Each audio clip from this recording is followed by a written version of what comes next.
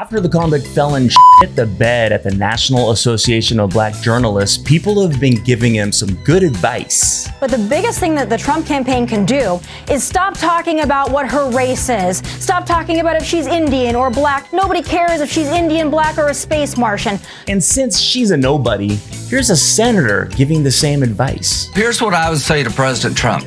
The problem I have with Kamala Harris is not her heritage, it's her judgment. Oh, and by the way, I noticed that MAGA is starting to use Kamala Harris language.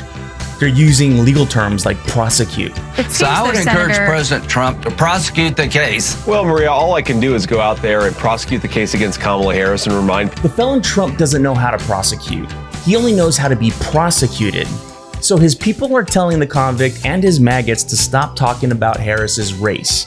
Do they listen? No. While you're touting her as a savior for black people, she identifies as an Asian woman.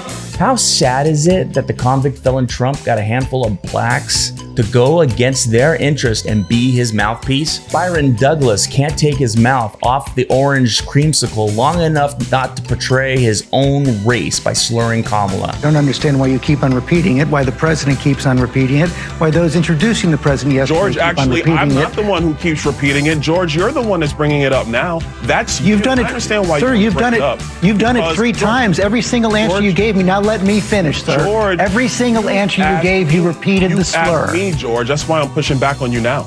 George, you asked me the question 3 times. I responded, but I'm... And every single time you repeat the slur. That is exactly my point. You simply can't say that it's wrong. Here's the thing. I'm sad that our country is still talking about skin color defining a person rather than their merits. For example, Kamala has been voted into office several times and has been a public servant for the American people. Byron Douglas, on the other hand, has been the felon Trump's puppet and has not passed any useful legislation for his district. See? Byron Douglas is dog shit because he lacks merit. I didn't even need to bring up race.